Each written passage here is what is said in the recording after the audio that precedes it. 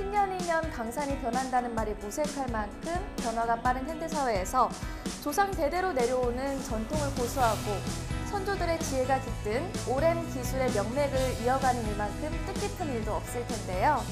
예로부터 그 성질이 다양하고 종류에 따라 색다른 느낌을 낼 수 있어서 공예의 1등 재료로 손꼽혀온 게 바로 나무죠.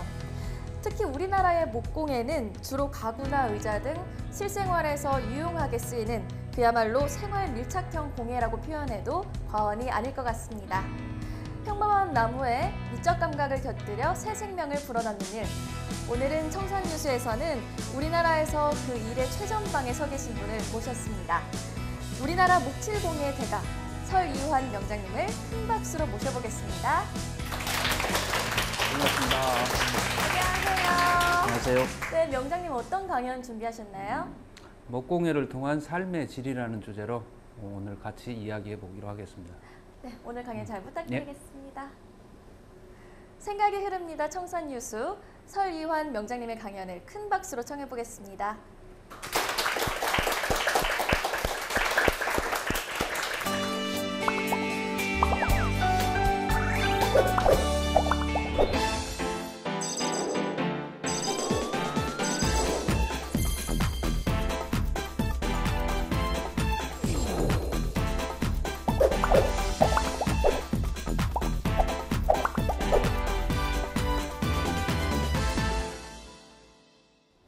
안녕하십니까.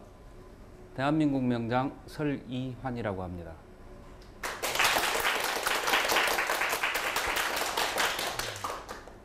오늘 여러분들과 함께 할 이야기는 목칠공예와 행복한 삶의 질이라는 주제로 여러분들과 같이 말씀 나누는 시간 갖기로 하겠습니다. 그냥 저 혼자 일방적인 강의보다는 서로 같이 이야기할 수 있는 그런 시간이 됐으면 좋겠어요. 저는 방금 말씀드린 대로 2015년도에 대한민국 명장에 이제 선정이 됐습니다. 종목은 목칠공예인데 아마 목칠공예라 그러면 여러분들이 많이 생소해 하실 거예요. 목공예라는 말은 말씀 많이 들으셨는데 또는 칠공예, 이 두 종목을 합해서 목칠공예라고 합니다. 우리나라에서 칠을 하면은 이제 옷칠 그거를 이야기하거든요. 그래서 그 종목을 이제 이 관리공단에서 노동부에서 편의상 이거를 합쳐놓은 거예요. 그래서 목칠공예라고 많이 하고 일반적으로도 목칠공예라고 많이들 합니다. 이따가 이제 그 종류에 대해서 이야기할 텐데 목공예 중에서도 저는 이제 가구를 전문으로 하고 있고요. 가구 중에서도 주 종목은 이제 전통 가구인데 대학에 가서 이런 디자인이라든가 또 아트 퍼니처 또 공예 관한 거 많이 하고 있습니다. 그래서 현재는 여기 보다시피 이렇게 작업들을 하고 있는 이제 공예가기도 하고 대한민국 명장이기도 하고 또는 학교 일선에서 이제 학생들을 가르치는 이제 강사이기도 하고 그렇습니다. 대한민국 명장이라는 말씀들 혹시 들어보셨을까요? 네. 대한민국 명장이라면 어떤 사람을 대한민국 명장이라고 할까요? 대한민국 명장이 뭘까요? 전문적으로. 네. 네. 뭐 그럼 맞는 말씀이시죠. 자, 저는 대한민국 명장을 이렇게 생각합니다. 우리나라 국가적인 역량이라고 생각해요. 개인이 가지고 있는 기술과 재능 이런 부분들을 플러스 시키고 업데이트 시켜가지고 사회에 보급하고 그 기술을 바탕으로서 우리나라의 지금 산업화가 이루어져서 이렇게 지금 잘 살고 있는 거죠. 그게 꼭 대한민국 명장만이 아니고 기능인 전체를 이루는 말입니다. 그 길을 꾸준히 연구 발전시켜 가지고 어쨌든 나라로부터 인정받은 사람이 이제 대한민국 명장인 거죠. 대한민국 명장의 직종은 지금 본 바와 같이 총 37개 분야 97개 직종으로 나누어져 있어요. 근데 생각보다 직업 자체가 적죠. 아까 이야기했듯이 공예 분야에서도 목칠로 했다 그랬죠. 네, 그런 식으로 합해 놓은 거예요. 다른 분야들을. 그리고 다른 산업, 일반 뭐 서비스 산업이나 그런 부분들은 해당이 안 되고 기능을 위주로 하시는 분들. 그래서 오히려 공예 쪽보다는 산업 쪽이 훨씬 더 많습니다. 네. 그래서 보면 이 목공예에도 이제 여러 가지 종류가 있는데 저와 같이 가구를 만드는 사람이 있고요. 그러니까 나무로 만드는 거는 모든 것이 다 목공예라고 생각하시면 됩니다. 그 공예 종목에서 목공예. 그리고 또 이제 거기서 가구. 저는 이제 가구 중에서도 이제 전통 가구를 많이 하는데 대학에 가서 어떤 안트 퍼니처라든가 뭐 생활 가구 그런 부분들도 접하고 있고요. 대한민국 명장이 되기 위해서는 이런 조건들이 필요합니다. 물론 기능은 뭐 대한민국 최고가 돼야 되고요. 우선적으로. 그리고 기간으로 보면 공시되어 있는 거는 뭐 한 15년 정도 종사하면은 신청할 수 있는 자격이 있는데 보통 신청해서 선정되신 분들이 최소한 한 30년 이상 좀 되신 분들이 거의 대부분입니다. 15년 정도면 조금 뭐 물이 익었다고 할 수는 있겠죠. 저 좀 젊어 보이죠? 네. 네. 특히 공예 쪽에서는 상당히 좀 빠른 편에 속합니다. 빠른 편에. 제가 49이 됐나? 8이 됐나? 네. 근데 저 공예 쪽 보시면 대부분 60 넘어서 많이 저기 선정을 되셨어요. 그리고 요즘 사회 구조 자체가 좀 젊은 사람 위주로 많이 선정을 합니다. 왜냐하면 대한민국 명장이라면 당신 기술이 최고여서 뽑는 게 아니고 당신이 그동안 사회에서 했던 거, 물론 기술은 이제 기본적으로 최고가 돼야 되고요. 그리고 사회에 그만큼 헌신했던 거, 또 앞으로 당신이 가지고 있는 기술을 젊은 친구들에게 잘 보급하고 이거를 개발하고 그래서 사회에 저변을 시킬 수 있는 그런 능력을 가지고 있는 사람을 선정해 가지고 더 나라 발전에 유익하게 쓰려고 쓰임을 위해서 좀 젊게 많이 뽑고 있는 실정입니다. 그래서 보면은 그 기술 보유라든가 이제 그 품목으로 해서 어떤 그 점수들을 쭉 빼고요.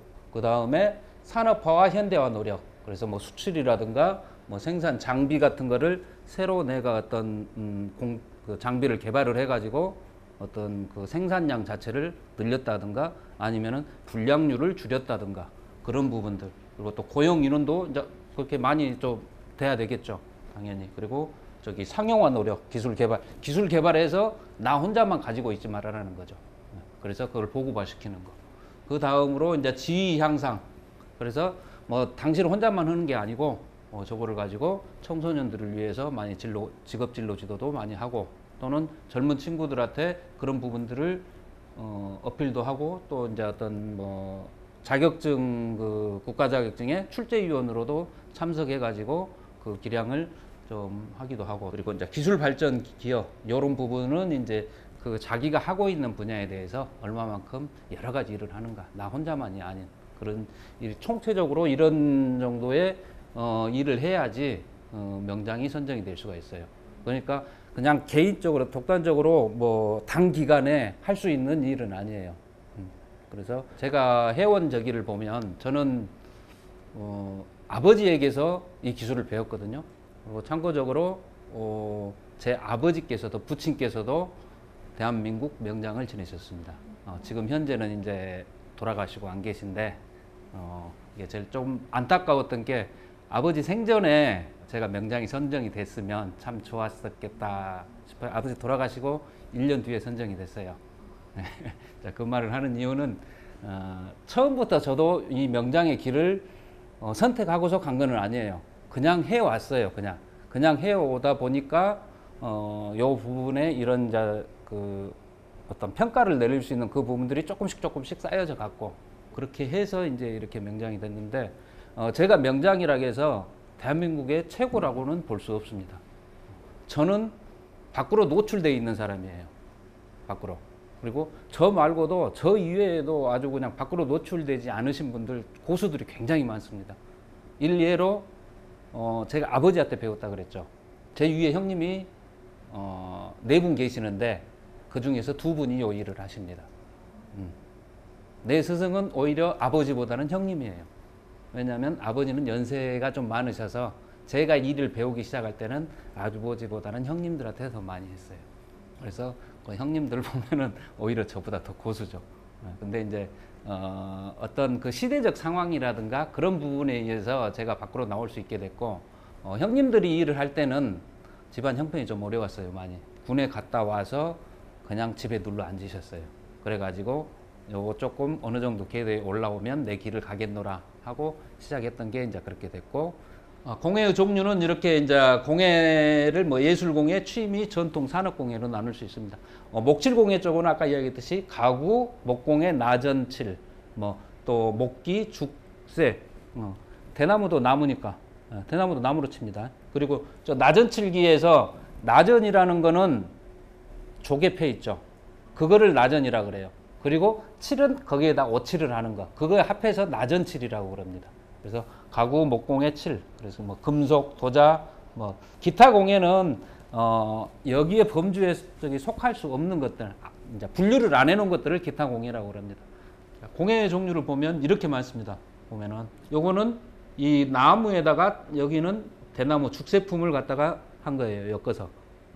그리고 이런 부분들은 또 나무 가지고 뭐 핸드백이라든가 그런 가방들 저기 한 거고, 나무하고 칠하고 엮어진 거고요. 자, 여기는 LED하고 나무를 가지고 해서 융화를 시키는 거고, 이거 같은 경우는 손조각이에요. 손조각. 손조각에다가 시계를 저기 한 거. 근데 손조각을 요즘에는 저걸 손으로 하지도 않고 컴퓨터 장비로도 합니다. CNC라는 기계로 합니다. CNC라는 기계. 또 레이저도 있어요. 레이저로 마킹까지도 하고 얇은 나무는 커팅까지도 합니다. 그래서 저희들이 그냥 애것만 고수해가지고는 살아남을 수가 없어요. 저희들도 배워야 됩니다.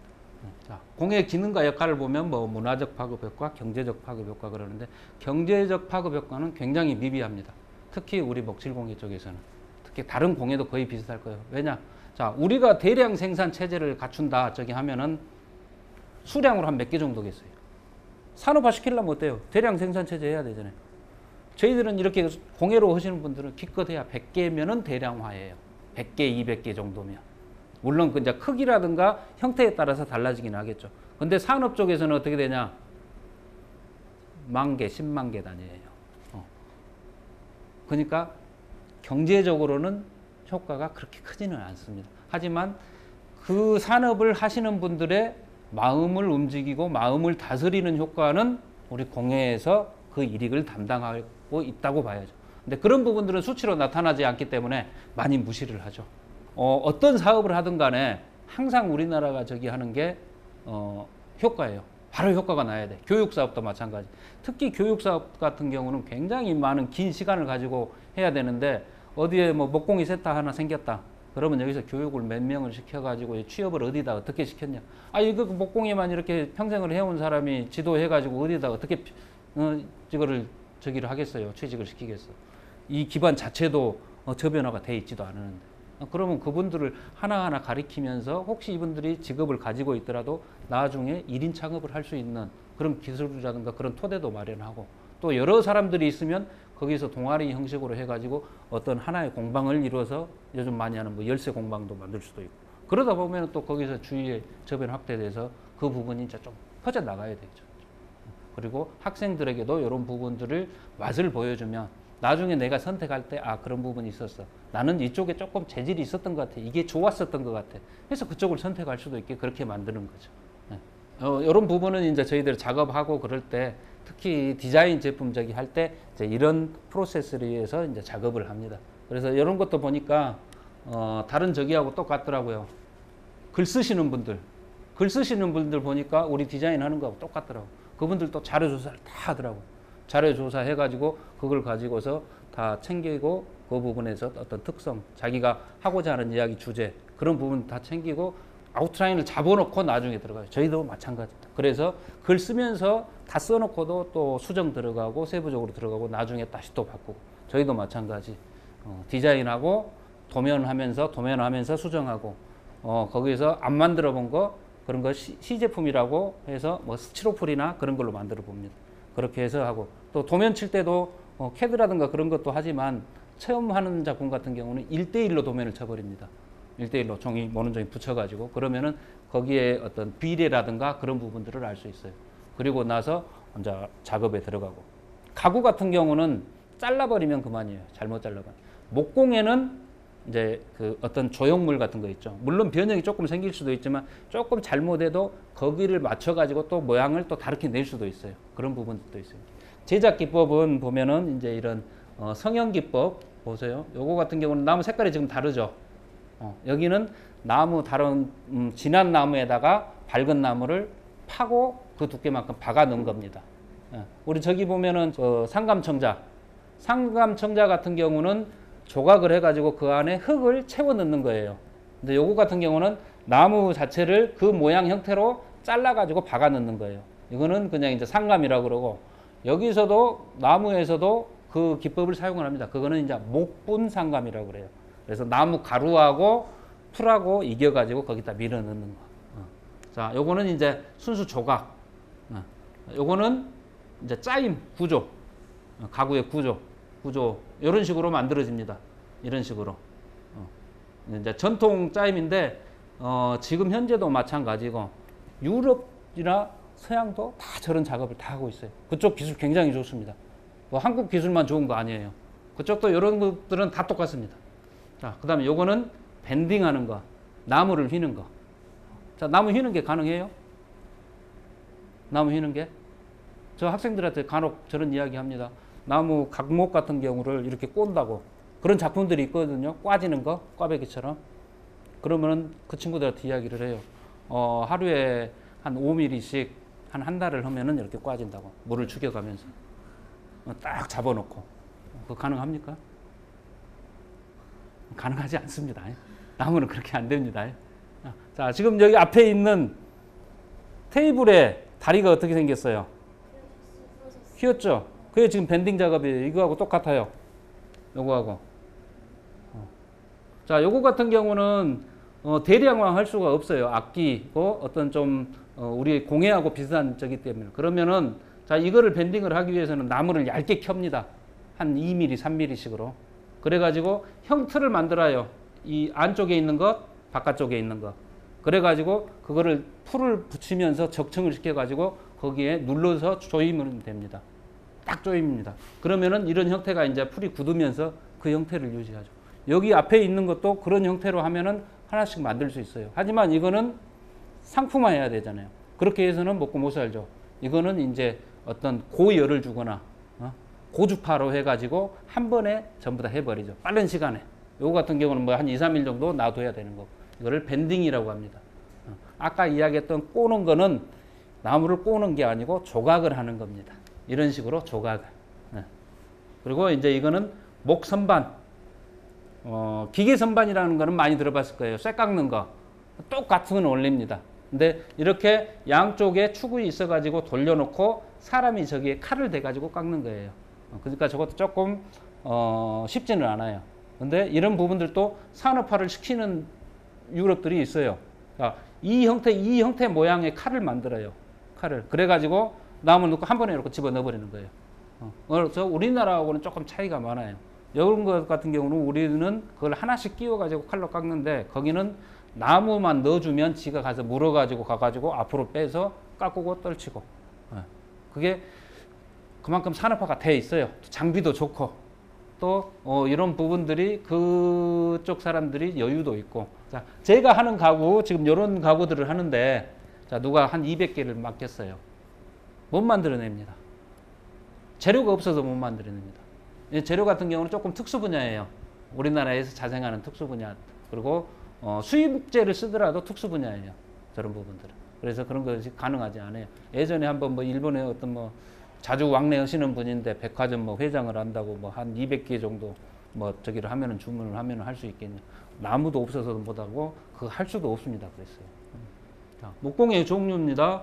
자, 이거는 아까 이야기했던 그 목선반으로 해서 만들어내는 거. 자, 요거는 아트 퍼니처라는 거예요. 조형 가구. 자, 요거는 이제 제가 하는 전통 쪽 가구. 요거는 이제 목 조각이라든가 서각 그런 부분들. 그런 부분들. 자, 공예는 지금 목공예인데 어떤 특성이 하나 있어요. 어떤 특성이 있을까요? 자, 요거하고 요것들하고는 많이 다른데 저기에는 어떤 자기만의 어떤 디자인적 감각이라든가 조형성 감각이라든가 자기만의 철학이라든가 그런 것이 들어가 있는데 자, 공예는 반드시 쓰임이 들어가야 됩니다.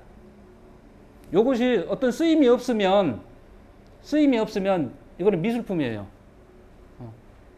요거 가지고 가서 모셔놓는 사람들은 필요 없어요. 갖고 가서 써야 돼요. 여기에 의자를 사용을 하거나 아니면 어떤 뭐 화분을 올려놓든지. 근데 옛날 저기는 완전한 쓰임에 의한 거고. 자, 그래서 쓰기도 하지만 마음적으로 좀 심미적인 그런 충족감도 줄 수 있는 거. 그런 부분들입니다. 자, 이거는 이제 이런 공연을 통해서 산업화 시키는 것들. 근데 거진 대부분이 산업화 시키자고 이야기는 하는데 이런 이제 어떤 공모전 같은 데 저기 내거든요. 근데 그런 부분들이 산업화가 되지를 않아. 공모전에 좀 내서 좀 좋은 상을 받으려면 투자를 많이 해야 되거든요. 근데 그 부분에 그 가격에 이렇게 나오질 못해. 그래서 좀 일회성으로 많이 끝나는 경우가 많습니다. 여기부터는 이제 제가 하는 작업들인데 전통 가구 부분. 이런 저 장석들도 다 손으로 만드는 겁니다. 장석들도 철판, 백동이라는 철판을 사다가 정으로 찍어서 만들어요. 톱으로 이렇게 썰든가. 그래서 이걸 만드시는 분들이 또 따로 있어요. 그래서 두석장이라고 합니다. 예전에는 저희들이 이렇게 가구를 만들면 이렇게 가구를 만들면 아까 칠 있었죠. 칠 하시는 분이 전문으로 하신 분이 칠을 하고 백동 장석을 만드신 분이 장석을 만들어 해가지고 완성을 시켰어요. 근데 요즘에는 어렵고 사람도 없고 배우는 사람도 없고 좁아지고 되다 보니까 1인이 거의 다 합니다. 많이 합니다. 좌우지간 만능이에요. 4차 산업에 딱 맞게 가고 있어요. 다 융화시키는 거예요. 혼자서 다 하는 거예요. 이런 것들이 아까 이제 목 조형가구. 지금 요거 같은 경우는 CD장. CD장 요즘 분들은 안 들어보셨죠? 네. 가구라든가 공예라든가 이런 부분들도 그 시대 상황을 많이 반영합니다. 이거 만들 때는 CD가 굉장히 성행했어요. 그래서 이게 앞쪽에 문 열면 CD고 여기 문 열어서 CD 하나씩 꽂고 시대 상황을 많이 반영합니다. 그런 부분들. 이런 뭐 큰 대형 작품인데 이런 건 이제 어디 큰 대형 로비 같은 데 해주면 좋고요. 그래서 조각이 이루어진 거 이런 부분들. 이런 것들도 차문화가 많이 형성되면서 차탁이 만들어지는 거. 자, 요거 같은 경우 아까 CNC 이야기했죠. 이런 부분 형태 자체를 CNC로 따버립니다. 오려버립니다. 이런 것들도. 자, 요것들도. 그리고 이 부분에는 조각이 들어갔죠. 요 부분에 그냥 반듯하지가 않잖아요. 이 부분은 왜 저기 조각이 들어갔냐면 CNC 운영을 잘못해가지고 CNC 데이터가 오류가 나가지고 지가 이렇게 반듯하게 잘려야 되는데 지가 저기를 끄서버렸어. 그래서 이제 저기다 조각을 넣은 거예요. 형태를. 그래서 이런 부분하고 같이 매치를 시켜주는 거죠. 이제 그런 부분들은 어떤 아까 이야기했던 그런 기기들이 할 수 없는 부분들이죠. 자, 요거는 꽃창살이에요. 꽃창살인데 요것도 다 CNC로 전부 다 팠어요. 꽃창살 절 같은 데 가면 창살이 꽃으로 되어 있죠. 근데 CNC가 할 수 있는 아직까지 할 수 있는 영역이 음각만 표현이 가능해요. 높이만. 물론 이제 형태 자체를 이렇게 둥그렇게도 할 수 있는데 그렇게 하려면 시간이 너무 많이 걸려요. 그래서 그런 부분 형태를 해놓고 손으로 조각을 하고 이게 다 한 덩어리입니다. 요게 여기까지가 이거를 손으로 한다면은 굉장히 힘들겠죠. 시간이 많이 가겠죠. 그만큼 단가도 줄을 수도 있어요. 이런 것들은 이제 사무용품으로 해서 만든 것들. 저 여기에 있는 이런 패턴들 있죠. 아까 가구에 붙은 장석 패턴인데 이게 레이저로 커팅을 한 거예요. 나무 저기가 한 0.5mm에서 한 1mm 정도. 그 정도가 가능합니다. 그래서 그 모양이라든가 형태를 커팅을 하는 것들. 이런 산업공예인데, 자, 요거 하나만 이야기하고 끝내도록 하겠습니다. 자, 요거 뭐 같습니까? 이거. 칼 집어넣는 가방이잖아요. 칼 박스. 근데 왜 제가 이 이야기를 할까? 자, 칼 박스인데, 요거를 저한테 주문하신 분이 일식집 주방장입니다. 일식집 주방장이 저걸 왜 저한테 주문했을까요? 요거 한 개 저기 제작하는데 나도 연구도 하고 뭐 저기 해야 되니까 새로운 거 하니까 450만 달라 그랬어요. 하나에. 그래 하면서 두 개를 만들었어요. 시간 많이 걸립니다. 했는데 요거 하는데 한 달 반 걸렸어요. 디자인에서부터. 그럼 난 굶어 죽어요. 저희 동기 중에 명장 동기 중에 산업 쪽에 오시는 분이 있어. 그분은 한 직원이 한 80명 정도 돼요. 아까 나와 있던 가구 중에 어떤 작품 하나를 보고 얼마 정도냐고 물어보더라고요. 그래서 제가 그거 한 900만 원 해. 그랬더니 그럼 뭐 한 달에 몇 개를 만드냐요. 많이 만들면 2개 만들어. 뭐 먹고 살아. 그렇게 이야기 들어. 그러니까 그 사람들이 생각하는 거하고 저희가 생각하는 거하고는 완전 차이가 많아요. 요거 같은 경우 주방장이 참 앞으로 살아가기에 굉장히 어떤 힘이 있는 사람 같아. 또 선견지명이 있고 자기 개발을 하려는 사람 같아. 자, 일식 주방장이 회만 썰어서 밖으로 내는 게 아니고 정말 VIP 손님이나 중요한 손님이 있으면 룸으로 가서 바로 그 앞에서 회를 썰어 드린답니다. 그러면은 그냥 칼을 갖고 차고 뭐 주머니에다 차고 들어가든가 일단 뭐 가죽 그런 데다가 하고 들어가는 것보다 요거를 해가지고 나는 그 앞에 가서 책상 위에 딱 올려놓고 상위에 올려놓고 거기서 열어서 보여주겠다. 그러면 어때요? 자기 퀄리티가 올라가죠.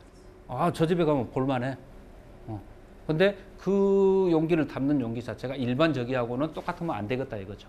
물론 많이 있어요. 이런 비슷한 게 알루미늄 박스로 해서 된 게들 많이 있어요. 그래서 여러분들도 그런 마인드를 가지고 앞으로 삶에 임했으면 좋겠어요. 그러면은 내 삶 자체가 즐거워지겠죠. 그래서 앞으로 여러분들도 그 다른 직업을 하더라도 물론 직업 자체는 선택의 폭은 굉장히 넓어요. 또 하다가도 바뀔 수 있어요. 굉장히 많이. 그러니까 거기에서 나를 안정화시킬 수 있는. 꼭 요거 저는 요거 해라고는 안 합니다. 해라고는 못하고 굉장히 힘든 일이니까. 또 요것도 이렇게 저같이 전통적으로 하고 있지만 산업적으로 하시는 분들도 있어요. 가구 공장들 있잖아요. 가구 공장 저기 견학을 가봤는데 정말 환경 좋더라고요. 이제 그런 부분은 이제 산업화되는 부분들이니까. 이걸로 해서 마치겠습니다. 장시간 동안 감사합니다.